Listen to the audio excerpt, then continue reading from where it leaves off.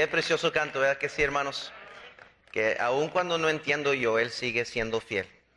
Y como Dios es, hermanos, estaba a punto de predicar otro mensaje esta mañana y Dios me dirigió a predicar este mensaje que tenía listo y pensaba predicarlo en otro domingo, pero Dios cambió el plan. Y entonces, y luego cuando las hermanas pararon a cantar, dije, entiendo por qué Dios quiso que se hablara de ese tema, ya que Él está enfocado en eso hacia la iglesia. En Marcos capítulo 10, en el versículo leímos del 32 al 34, aunque realmente quiero hablarles desde el capítulo 9 y capítulo 10, no todo consecutivamente porque tomaría mucho tiempo. Pero el mensaje sale de los dos capítulos, capítulo 9 y capítulo 10. Les voy a leer unos cuantos versículos en estos dos pasajes para que puedan ubicarse conmigo de qué voy a estar hablando esta mañana.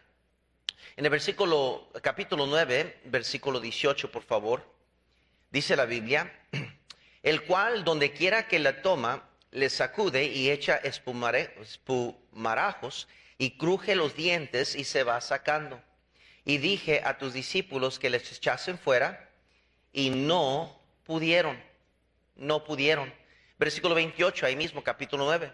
Cuando él entró en casa, sus discípulos le preguntaron aparte, ¿por qué nosotros no pudimos echarle fuera? Versículo 32, por favor, versículo 32, capítulo 9. Pero ellos no entendían esta palabra y tenían miedo de preguntarle. Tenían miedo. Note conmigo, por favor, en el versículo capítulo, ahora sí, brinquen capítulo 10, por favor. Versículo 24, dice la Biblia, los discípulos se asombraron de sus palabras, pero Jesús, respondiendo, volvió a decirles, hijos, cuán difícil les es entrar en el reino de Dios a los que confían en las riquezas. Más fácil es pasar por un camello por el ojo de una aguja que entrar un rico en el reino de Dios. Ellos se asombraron aún más, diciendo entre sí, ¿quién pues podrá ser salvo? Entonces Jesús mirándoles dijo, para los hombres es imposible, mas para Dios no, porque todas las cosas son posibles para Dios. Dice el versículo 28, entonces Pedro comenzó a decirles, he aquí, nosotros lo hemos dejado todo y te hemos seguido. Respondiendo a Jesús dijo, de cierto os digo que no hay ninguno que haya dejado casa, o hermanos, hermanas, o padre, o madre, o mujer, o hijos, o tierras, por causa de mí y del evangelio, que no reciba 100 veces más ahora en este tiempo, casas, hermanos, hermanas, madres, hijas, hijos y tierras, con persecuciones, y en el siglo venidero la vida eterna. Pero muchos primeros serán postreros, y los postreros primeros. Note el versículo 32. Iban por el camino subiendo a Jerusalén y Jesús iba adelante. Y ellos se asombraron. ¿Y qué dice la Biblia? ¿Le seguían con qué, hermanos? Yeah. Una y otra vez, en la vida y ministerio de los apóstoles, vemos que le seguían, pero le seguían con miedo. Los discípulos se encontraban siguiendo a Jesús, pero por dentro fracasaban internamente en cada paso que daban. Por fuera parecían estar perfectamente bien. Caminaban con Jesús, escuchaban a Jesús, miraban sus milagros de Jesús, pero por dentro las cosas no estaban bien. No es que estaban cayendo en pecados escandalosos, no es que estaban en rebeldía, no estaban negando la fe, no estaban abandonando el camino. Su fracaso era más sutil y más peligroso. Era una derrota interior. Mientras Jesús hablaba de su cruz, ellos discutían quién sería el mayor. Mientras Jesús mostraba compasión por un niño endemoniado, ellos no aprendían a orar con fe. cada prueba, cada oportunidad, cada paso, se quedaban callados, avergonzados, atrapados en su propio corazón lleno de miedo. Por fuera discípulos, pero por dentro derrotados, confundidos y llenos de temor. Este es el peligro y problema del fracaso interno del cristiano. Y de eso quiero hablarles esta mañana. El fracaso interno del cristiano. No siempre se nota por fuera, pero siempre nos roba la victoria por dentro. Puede que estemos experimentando algo grande, algo sublime, pero por dentro nos sentimos derrotados, nos sentimos distanciados. Le seguían con sus pies, pero por dentro dudaban en cada paso. Es posible que estemos siguiendo a Jesús, pero por el interior nos sintamos desconectados de Él, sin entender lo que Él está haciendo. Es posible caminar en sus pasos, pero vivir derrotados en medio de sus pasos. Hoy quiero que vean conmigo los pasos, las luchas interiores que tuvieron que manejar dentro de ellos mismos mientras iban tras el Señor. Se encontraban derrotando y derrotándose y fracasando en cada experiencia, cada momento. En vez de tener el orgullo y la gloria, decir aprendimos, sabemos lo que está diciendo. Se encontraban siendo reprochados, se encontraban siendo humillados, se encontraban siendo reprendidos por el Señor. Y cualquiera de nosotros quizás anhelamos la aprobación de Dios, de que estamos haciendo lo correcto, y aquí estamos haciendo lo correcto. Pero ellos, aunque estaban haciendo lo correcto, se encontraban fracasando. Se encontraban en una derrota interior. Quizás ese es el domingo exacto, perfecto, que Dios quisiera que trajéramos este mensaje. Porque mucho de nuestra existencia cristiana proviene de lo que logramos hacer nosotros. Nos sentimos bien cuando por fuera las cosas parecen bien. Cuando la clase está más llena, cuando el bus viene lleno, cuando el auditorio parece que hay más personas, hay muchos visitantes, parece que todo está bien, pero por dentro hay una increíble derrota espiritual. Quiero que vean conmigo de dónde vino esta derrota en estos apóstoles, tremendos siervos de Dios. Cada uno de ellos dio su vida. Cada uno de ellos experimentó un cambio radical. Dejaron sus familias atrás, sus negocios, su bienestar, sus parientes, su mundo. Lo dejaron atrás para seguir al maestro. Se experimentaban en las mismas pruebas de él, las mismas apedreadas, los mismos riesgos. Todo enfrentando milagros, en demonios, ataques, los fariseos, las acusaciones. Y en medio de todo eso, se encontraban haciendo preguntas. Se encontraban con dudas, diciendo: Señor, ¿por qué les hablas a ellos así y a nosotros no nos hablas? ¿Por qué nos dices así? ¿Que no te estamos siguiendo? Pedro dijo: tú dices que nadie va a ser difícil ser salvo, y nosotros hemos entregado todo. Y están pregunta tras pregunta porque se sienten derrotados por dentro. ¿Alguna vez usted se ha sentido así? Estoy yendo a la iglesia, estoy haciendo todo lo que debo de hacer, todo lo que espera Dios de mí, pero ¿por qué me siento derrotado por dentro? ¿Por qué mi hogar no es lo que debería ser? ¿Por qué mi matrimonio, esos pleitos, esos conflictos, esta semana, los gritos, las ofensas, la frialdad? ¿Por qué ese problema con ese hijo? ¿Por qué los malos resultados con esta hija? ¿Cuál es mi problema económico? ¿Cuál es el problema emocional? ¿Por qué batallo con esta depresión que siento por dentro de mí? ¿Y dónde debo de estar espiritualmente? Si estoy haciendo todo lo que es correcto, ¿por qué me siento derrotado? ¿Alguna vez usted se ha sentido así?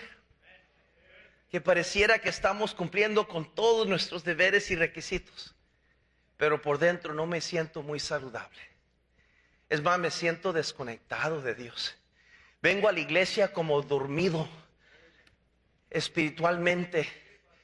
no lo siento, no lo percibo, no lo oigo, no lo alcanzo a oír. Vengo y cumplo un domingo más, y cuántos años y cuántas semanas tengo, hasta me siento en la misma silla y Dios no visita conmigo.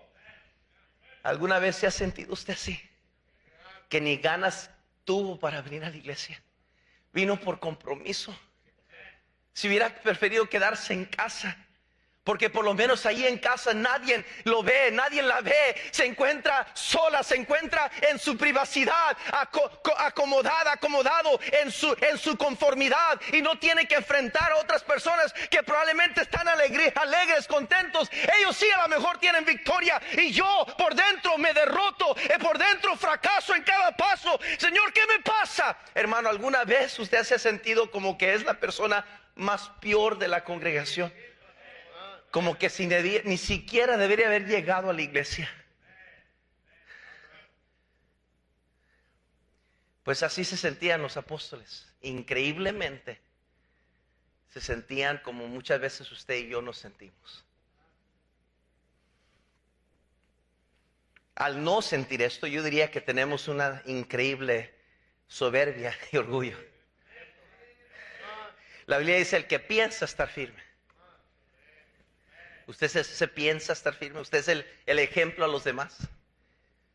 Usted es la persona que debería Dios exponer enfrente de todos nosotros, nuestra casa. Que todos vengan a visitar nuestra casa, porque entonces aprenderían lo que es un hogar cristiano.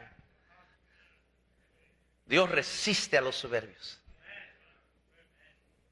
y da gracia a los humildes. Dios sabía con quién estaba tratando. No es que Dios cometió errores, hermano Pepe.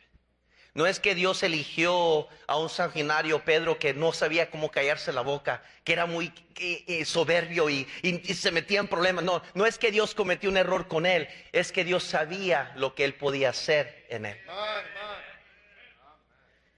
1 Corintios capítulo 1, por favor. 1 Corintios capítulo 1, por favor. Corintios capítulo 1, por favor. Si fuera de nosotros, pues nosotros elegiríamos más eficazmente los discípulos de Cristo, ¿verdad?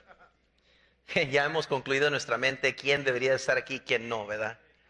Quién es digno de ser miembro y quién no es digno de ser miembro. Pero gracias a Dios que Cristo no es como nosotros. Dice 1 Corintios capítulo 1, versículo 25: porque lo insensato de Dios es más sabio que los hombres, y lo débil de Dios es más fuerte que los hombres. Pues mirad, hermanos, vuestra vocación, que no soy muchos sabios según la carne, ni muchos poderosos, ni muchos nobles, sino que lo necio del mundo escogió Dios para avergonzar a los sabios. Lo débil del mundo escogió Dios para avergonzar a lo fuerte. Y lo vil del mundo y lo menospreciado escogió Dios, y lo que no es, para deshacer lo que es, a fin de que nadie se jacte en su presencia. Mas por él estáis vosotros en Cristo Jesús, el cual nos ha sido hecho por Dios sabiduría, justificación, santificación y redención, para que, como está escrito, el que se gloríese en quién. Quiero que me sigan, hermanos. No es complicado el mensaje esta mañana. Dios sabía quién estaba eligiendo, con todas sus inquietudes, con todos sus afanes. Imagino que Mateo tenía problemas, prejuicios, porque era el que colectaba dinero y tenía su mala fama de andar aliado con los romanos, y los fariseos y los apóstoles judíos lo odiaban por eso. Sin duda alguna tenían a Juan como el débil, ¿verdad? El de cariño, el del amor, que quería estar al lado todo el tiempo de Jesús, y lo tenían así. Quizás Pedro, el que no sabía callarse la boca, se metía en problemas todo el tiempo. Todos de seguro decían: mándalo al mundo, ¿para qué los queremos aquí entre nosotros? Y así cada apóstol tenía su complejo, tenía sus problemas emocionales, tenía sus problemas, cada uno de ellos. Para acabar, traía uno que era hijo de Satanás.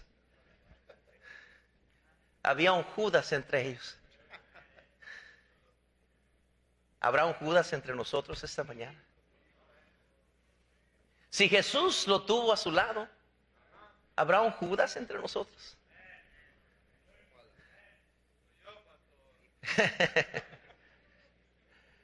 ¿Qué estoy diciendo, hermanos? Es esto. Que el fin de la enseñanza era esta. Dios no los eligió a ellos por quienes eran ellos o por lo que tenían que ofrecerle a Dios. Dios no los eligió para que los siguieran porque ellos eran tremendos y mejores que los demás. No, es más, yo creo que si hubiera querido agarrar los mejores, hubiera agarrado como un Gamaliel, los fariseos y los doctores de la ley para seguirlo bien. Pero agarró gente que eran pescadores, gente de la calle. ¿Sabe por qué? Porque que Dios quería que aprendiéramos una verdad. Que nuestra gloria no está en nosotros, está en el Señor. No es en quién lo que yo puedo lograr hacer. No es lo que yo logro hacer para Dios o quién soy en Dios o mira lo que yo he hecho o lo que hice, no, es la gloria está en Él. Muchas veces las derrotas interiores vienen por medio de nuestra soberbia. Las expectaciones irrealísticas. Nos subimos sobre una plataforma de ego increíble. Y cuando fracasamos, cuando nos caemos, cuando batallamos, cuando luchamos con nuestra soberbia, nuestra carnalidad, un problema matrimonial, un problema con un hijo que salió a luz, algo, nos humillamos tanto y nos avergonzamos. ¿Por qué? No es por culpa de Dios, no es porque hemos fallado tanto a Dios o le sorprendimos a Dios, es por nuestro cochino y soberbia, que nos cuesta recordar que no somos nada. Por eso la gente se va de la iglesia.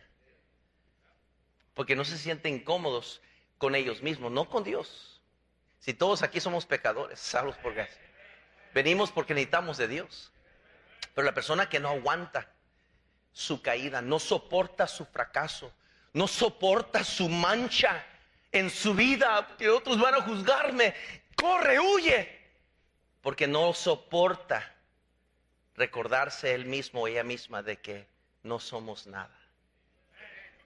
Véanlo conmigo rápidamente, lo que estos apóstoles experimentaron, que los llevaba a ellos sentirse como se sentían, porque dice la Biblia, lo leímos, que los seguían con miedo. Explíqueme a mí eso, hermanos. Yo muchas veces he tenido miedo, le voy a confesar, he tenido muchas veces miedo, que no debería de tenerlo. Entra el miedo en mí y me hace reaccionar equivocadamente. Estos apóstoles dice que los seguían con miedo, así como cuando Adán y Eva cayeron en pecado.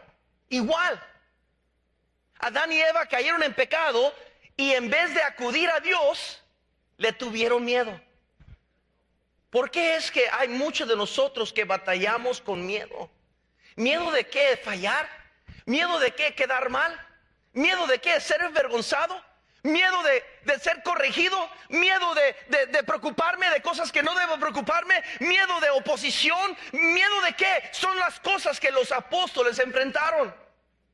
Quiero que vean la primera de todas, es que experimentaron derrotar, fracasar. En el capítulo 9, dice la Biblia, el versículo 14, que vino un padre con un hijo endemoniado y lo trajo a sus discípulos y ellos no pudieron sacarle, no pudieron, dice literalmente la Biblia, y no pudieron, fallaron la prueba, fallaron la exposición, se les puso a predicar y les dieron un 0 porque fallaron, se les puso a edificar una ruta y nadie trajeron, se les dio una clase y quedó vacío la clase, fallaron, no pudieron. ¿Usted tiene miedo de no poder? Por eso no me meto al coro, porque no lo voy a hacer Dios. Por eso no me meto a agarrar un instrumento, porque ya me conozco, no lo voy a lograr hacer. Por eso no me meto a servir en esto, porque no vaya a ser que le falle a Dios, yo mejor me quedo sentado. Y el miedo nos paraliza, nos lleva a una derrota interior, así como estos apóstoles. Dice la Biblia, versículo 19, y respondiendo él les dijo: oh generación incrédula, ¿hasta cuándo he de estar con vosotros? ¿Hasta cuándo os he de soportar? Traédmelo. Y se lo trajeron. Y cuando el espíritu vio a Jesús, sacudió con violencia al muchacho, quien cayendo en tierra se revolcaba echando espumarajos, dice. Y Jesús preguntó al padre: ¿cuánto tiempo hace que le sucede eso? Y le dijo: desde niño. Y muchas veces le echa en el fuego y en el agua para matarle, pero si puedes hacer algo, ten misericordia de nosotros y ayúdanos. Jesús le dijo: si puedes creer, al que cree, todo, ¿qué dice? Esa era una indirecta a los apóstoles, hermano Valencia, porque ellos no pudieron. Y le estaba hablando a toda la generación, le estaba hablando diciendo, ¿cuánto tiempo voy a estar con ustedes? No solo le hablaba al hombre, el cual el hombre vino con fe, trayendo a su hijo a que lo sanaran. ¿Cuántas veces no hemos fallado nosotros? La derrota pública expuso una vida privada débil. El fracaso interno empieza cuando dejamos de depender espiritualmente de Dios y trabajamos en nuestras propias fuerzas. Cristo le enseñó a sus discípulos, Juan capítulo 15, versículo 5, porque separados de mí, ¿qué dijo? Quizás lo que deberían de haber hecho es al principio traer al niño a Jesús. Pero quizás entró una soberbia, dijo, nosotros podemos, a ver, cuéstenlo allí y hagan esto. Y quizás supieron todos los pasos que miraban que Jesús hacía y quisieron hacerlo y lo hacían una vez y nada pasaba. Y decían, pero así lo hacía Jesús, él hablaba así y oraba así y acá decía y movía la mano y quizás y nosotros lo hicimos igual que, ¿y por qué no pudimos?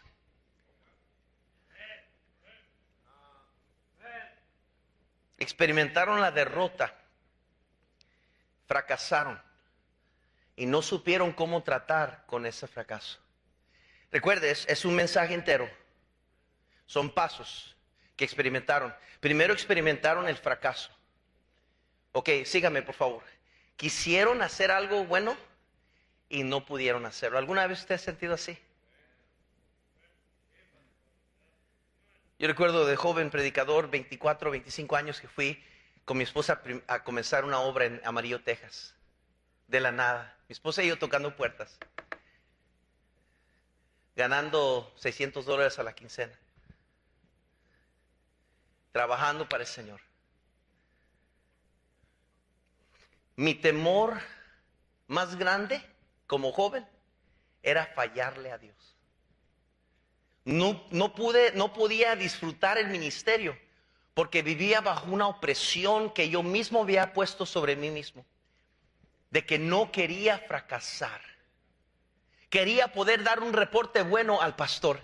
Quería estar listo para dar un reporte a los demás, para que supieran que Dios sí me estaba usando. Y ese miedo cegó mi vista. Ese miedo que experimenté de fracasar me hizo tropezar y tomar malas decisiones como un pastor joven. Puse gente en liderazgo que no tenía ningún negocio en el liderazgo. Y fue la misma gente que me traicionó y me dividió la pequeña, recién nacida iglesia que tenía de nuevos convertidos. ¿Sabe por qué? Porque tenía miedo en mi corazón de fracasar. Es increíble, un matrimonio no puede ser feliz si todo el tiempo se siente con miedo de que no vaya a ser que él me sea infiel, no vaya a ser que ella me sea infiel, no vaya a ser que esto y lo otro. Que una familia no puede gozar de las bendiciones de Dios si piensa a ver qué va a pasar mañana, a ver si no nos va mal, a ver si nos da mala suerte, y a ver, y cómo el miedo nos roba, el miedo de fracasar, el miedo de regresar a casa sabiendo que hemos tratado de hacer algo pero fallamos, y nadie quiere regresar a casa así, nadie quiere regresar a su gente así, a su pueblo diciendo, intentamos pero fracasamos. Y es exactamente lo que los discípulos experimentaron. Experimentaron la derrota y no supieron cómo manejarla.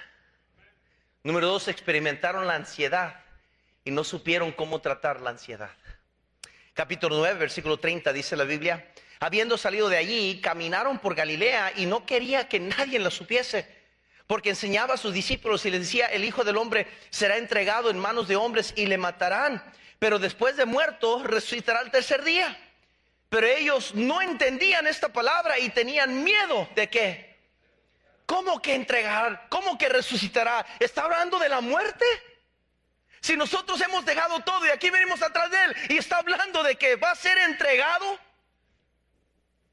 No entendían. Escuchaban información pero no buscaban comprensión. El temor paraliza al creyente y lo mantiene ignorante. El silencio es una síntoma de un corazón en distrés. Abraham mintió. Le dijo a su esposa que mintiera cuando sentía miedo de que se le iban a robar. dejó su familia. En vez de estar en el centro de la voluntad de Dios, se regresaron a Egipto. Fueron a Egipto, donde acumularon siervos, acumularon riquezas, contaminaron el corazón de su sobrino Lot. Regresaron de allí, de Egipto, sacándolos a patadas porque los rechazaron. Y allá afuera vieron las consecuencias de un hombre que no supo cómo tratar con la ansiedad. Vino hambre a la tierra donde él estaba, y en vez de agarrarse en el Señor y decir: mira, si Dios nos trajo aquí, Dios nos va a sostener, Dios nos va a proveer, no vamos a movernos de aquí, vamos a seguir siendo fiel a Dios, Dios nos trajo aquí, Dios nos va. No, en vez de hacer eso, dijo: vamos a buscar donde hay trabajo. A lo mejor es tiempo de regresar a buscar otro estado. Vamos a dejar Indiana porque Indiana es muy difícil. Vamos a buscar en otro estado trabajo. ¿Y cuántas veces he visto eso? Que la gente toma decisiones a base de empleo en vez de base de lo que Dios quiere para sus vidas. No importa que sea una buena iglesia o no, que cree bien la doctrina, no importa, es irrelevante. Lo que me importa es trabajar. Y toman decisiones a base de la ansiedad. Usted es de esas personas que se aflige, que no puede ni dormir, que no puede ni comer, porque está afligida pensando en cómo la vamos a hacer y cómo vamos a pagar las cuentas y cómo vamos a hacer acá. Y hermano, todos tenemos esa tendencia. Yo soy así muchas veces. Te pongo a pensar en cómo lo vamos a hacer y cómo esto, lo otro, y qué vamos a pasar acá. Y me encuentro, y de repente me encuentro como un zombie. Estoy presente, pero realmente estoy ausente, porque mi mente se me extravía pensando en lo que no puedo controlar. ¿Usted es así? Hasta tiene problemas de su salud, tiene problemas con la presión, con diabetes, tiene problemas, cabello se le ha caído y tiene 30 años de edad. La ansiedad, preocuparme de fallar, de fracasar, y preocuparme de lo que no puedo controlar. Hermano, si Dios proveyó para hoy, Dios va a proveer para mañana. Si Dios nos trajo a través del año 2025, nos va a sacar adelante en el año 2026, hermano. Hermano, ¿qué importa quién está en la Casa Blanca? Dios es mi sostenedor, Dios es mi roca, Dios se va a proveer para mí. No importa el gobierno, las circunstancias, Dios, hermano, en Él está nuestro amparo y nuestra fortaleza. Pero muchos de nosotros estamos afligidos por lo que no podemos controlar. Estos apóstoles estaban preocupadísimos. Número 3, experimentaron oposición. Hasta ahorita todo iba bien porque andaban como en grupo, todos iban en una clica, eran pandilleros, sabían hacer la seña de Jesús. Pero se toparon con uno que no era como ellos. Y que le caiga un trueno y que se los eche. ¿Qué hacemos? ¿Lo expulsamos? ¿Le decimos que se...? Y Jesús les dice: calmaos, estudiantes del instituto. Note el capítulo 9, versículo 38. Dice: Juan le respondió diciendo: Maestro, hemos visto a uno que en tu nombre echaba fuera demonios, pero él no nos sigue, y se lo prohibimos porque no nos seguía. Pero Jesús dijo: no se lo prohibáis, porque ninguno hay que haga milagro en mi nombre que luego pueda decir mal de mí, porque el que no es contra nosotros, por nosotros es. Y cualquiera que os diere un vaso de agua en mi nombre, porque sois de Cristo, de cierto os digo que no perderá su recompensa. Muchas veces, hermanos, no sabemos cómo tratar con oposición. Somos celosos por Dios, pero somos celosos en la carne. Nos indignamos por las caídas y fracasos de otros y nos cegamos a nosotros mismos. Vemos el fracaso de otro matrimonio mayor que el fracaso mío en mi matrimonio. Veo los errores de los hijos de alguien más como: ¡ay, qué bárbaro! Y fallo en ver los errores en mis propios hijos. ¿Cómo somos igualitos a los apóstoles? No sabemos cómo manejar el conflicto, la oposición, cuando alguien nos lleva a la contraria, cuando alguien no es exactamente como esperamos que deben de ser. Abrimos la boca, decimos, defendemos, acusamos, agarramos las redes sociales y queremos ponerlos y corregirlos. Y no, es que no puede quedarse así la cosa y hay que corregirlo. Mi hermano, cállese la boca y ponga su mirada en Jesús, el autor y consumador de la fe. Estos apóstoles dijeron: hay que tronarlo porque no es bautista fundamental independiente, escupeta, clavos, rajatabla, no. Y lo quisieron expulsar. Qué triste. Andábamos buscando un templo, una iglesia, para comenzar una iglesia en Elkhart. Y todas las iglesias bautistas fundamentales independientes que quizás habrían doctrinales, no. Pero una iglesita ahí que no es ni siquiera la misma doctrina, pero tiene un bonito edificio.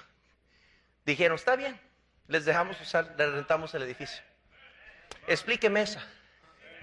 Que muchas veces hay gente allá afuera que no es ni como nosotros somos, son más amables, más generosos, más dadivosos que nosotros, según que tenemos la verdad. Mi esposa y yo hemos experimentado gente que no es ni siquiera como nosotros, evangélicos, ecuménicos, un montón de cosas. Que hemos estado en un restaurante comiendo y vienen ellos, se dan cuenta y ¿qué tal? Somos de la iglesia no sé qué, Filadelfia de lenguas no sé qué tanto, y mira, queremos pagarle su comida porque vemos que los niños están bien sentados. Tenga una comida. What? Pero pasa el bautista, el líder tiene que aprender a depender de Dios, así como yo también. Es increíble cómo somos. Pues así eran los apóstoles, igualitos, no sabían cómo tratar con la oposición. Y por eso se encontraban en cada paso que tomaban. Y otra reprensión de Jesús, y otra vez nos está corrigiendo, y ahora nos dijo hombres de poca fe, y ahora que no está, y nadie puede entrar al cielo. Y se encontraban fracasando en cada paso, porque no sabían cómo tratar con la derrota. No sabían cómo tratar con la ansiedad y no sabían cómo tratar con la oposición. Y también no sabían cómo tratar con la vergüenza. En el capítulo 10, los niños se acercaban a Jesús. Los niños chiquitos, ¿hay niños chiquitos aquí? ¿Dónde están los niños chiquitos? Están dormidos, ¿verdad? Ala ruru, niño, ala ruru, ya. Están bien dormiditos, ¿verdad? Si en la noche no quieren dormir, pongo una grabación mía predicando, hermanos. Se van a quedar bien calladitos, ¿ok? También el papá, porque también se duerme, ¿verdad? Escúcheme. Los niños se le acercan a Jesús. Ya sé cómo los niños. De seguro se le encaremaban y se le emocionados. Dice que los discípulos. ¿Qué será? Y el Señor, en vez de decir gracias por quitarme esta chusma, qué bueno que me quitaste. El Señor los reprende a ellos. Y quedan en vergüenza enfrente de todas las mamás y papás. ¿Cómo trata usted cuando queda en vergüenza? ¿Yo? Órale, vente, que yo no quedo en vergüenza de nadie. ¿Cómo queda usted cuando queda en vergüenza? Cuando su esposa le tiene que decir: mi amor, estás mal. Cuando un pastor le tiene que decir: hermanita, tiene un espíritu incorrecto, hermana. ¿Cómo trata usted cuando queda en vergüenza? Cuando su esposo le tiene que decir: mi amor, ya cálmate, ¿no? Va a causar un montón de problemas, ya, mejor cállate, mi amor. ¿Qué? ¿Cómo? Sale Hulk, ¿verdad? Porque usted no sabe cómo tratar con vergüenza. Que me llamen a mí la atención. Pues, ¿quién no sabe quién soy yo? Esta iglesia se cae si me... ¿Qué?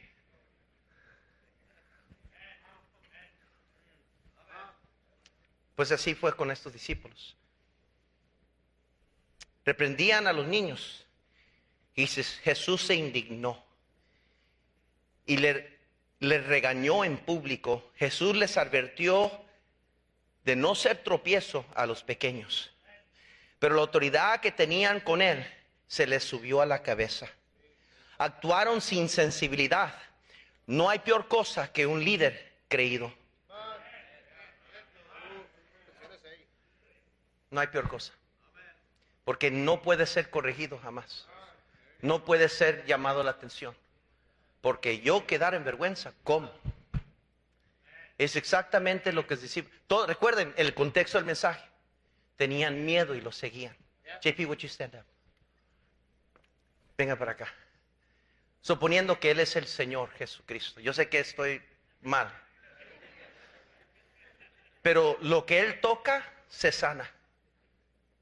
A quien Él levanta, se levanta. Hace multiplicar panes y peces. Saca demonios. Lo que Él hace, todo lo que Él hace y lo que habla es verdad. Y Él va caminando y yo atrás de Él, no sé si lo voy a hacer o no, es que es demasiado grande Él y nosotros, mira, miserable de mí. No, lo voy a hacer, no sé si lo voy a hacer, no sé, a lo mejor me regreso para atrás a pescar, no sé qué hacer. Así iban los apóstoles, gracias. Fracasando en cada paso.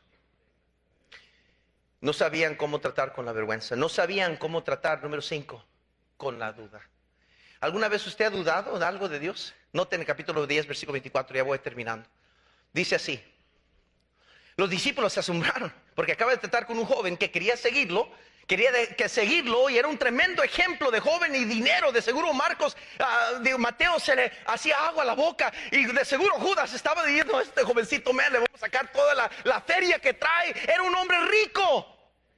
Y el Señor le dice, vende todo lo que tienes. Da a todos los pobres y sígueme. Y dice el versículo 22, pero él afligido por esta palabra se fue triste porque tenía muchas posesiones. Entonces Jesús, mirando alrededor, dijo a sus discípulos, porque eran los únicos vatos que estaban ahí: cuán difícilmente entrarán en el reino de Dios los que tienen riquezas. Los discípulos se asombraron de sus palabras, pero Jesús respondiendo volvió a decirles: hijos, cuán difícil es entrar en el reino de Dios a los que confían en las riquezas. Más fácil es pasar un camello por el ojo de una aguja que entrar un rico en el reino de Dios. Ellos se asombraron aún más, diciendo entre sí: ¿quién pues podrá ayudarnos? ¿O no? Eso es lo que dijeron en Chapulín, Colorado. ¿Quién pues podrá ser salvo? Estaban más confundidos que los hijos de la Llorona. ¿Quién pues podrá ser salvo?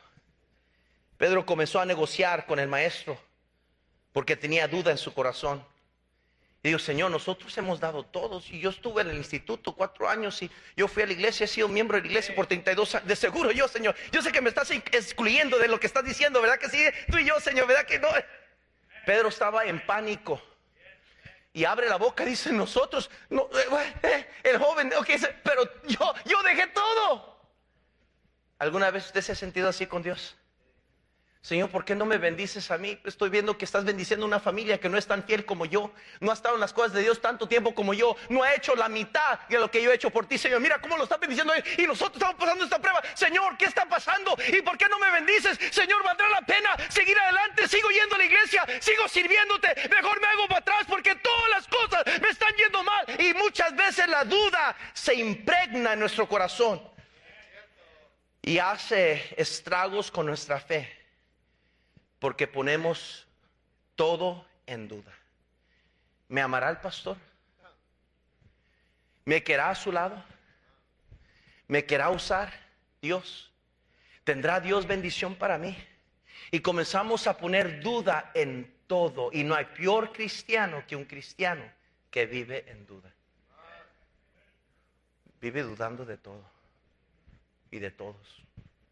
A ver quién me mete un cuchillo en la espalda. ¿Te viene así? No sabían cómo tratar con la duda. Y por último, no sabían cómo tratar. No sabían cómo tratar con ellos mismos. En el capítulo 10, versículo 35, dice la Biblia, aquí termino. Entonces Jacob y Juan, hijos de Zebedeo, se le acercaron diciendo: Maestro, queríamos que nos hagas lo que pidiéramos. Y les digo: ¿qué queréis que os haga? Y le dijeron: concedednos que en tu gloria nos sentemos el uno a tu derecha y el otro a tu izquierda. Entonces Jesús le dijo: ¿no sabéis lo que pedís? ¿podéis beber del vaso que yo bebo? ¿O ser bautizados con el bautismo con que yo soy bautizado? Ellos le dijeron, podemos. Jesús les dijo, note el orgullo, podemos.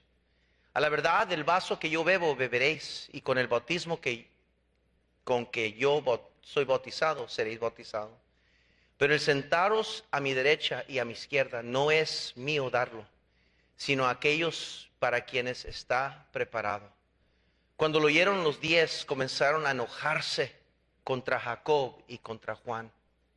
Mas Jesús, llamándoles, les dijo, ¿sabéis que los que son tenidos por gobernantes de las naciones se enseñorean de ellas, y sus grandes ejercen sobre ellas potestad? Pero no será así entre vosotros, sino que quiere hacerse grande entre vosotros será vuestro servidor. Y el que de vosotros quiera ser el primero será siervo de todos. Porque el Hijo del Hombre no vino para ser servido, sino para servir y para dar su vida en rescate por muchos. El fracaso interno no se resuelve con más actividad, sino con más sinceridad y honestidad ante Dios. Jesús no los rechazó por sus fracasos, los corrigió. Cada vez que fracasaban, nunca los rechazó, los corrigía, para transformarlos a ser buenos discípulos. Él sabía que le seguían por fuera, pero por dentro tenían miedo. Él sabía, y aún así escogió usarlos a ellos. ¿Cómo viene usted detrás del Señor esta mañana? ¿Cómo viene usted? ¿Viene con prejuicios, incertidumbres, dudas? ¿Viene con ansiedad? ¿Viene con vergüenza por lo que usted hizo y cayó en pecado? Y hay que ver. ¿Cómo viene usted siguiendo al Señor? Muchas veces como cristianos podemos por fuera parecer que todo está en orden, pero por dentro es un caos. Estamos totalmente desconectados de este bendito libro.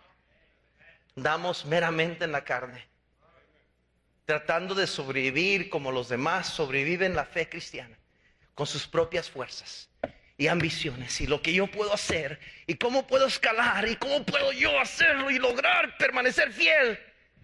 Y en medio de todo, estamos siguiendo con miedo.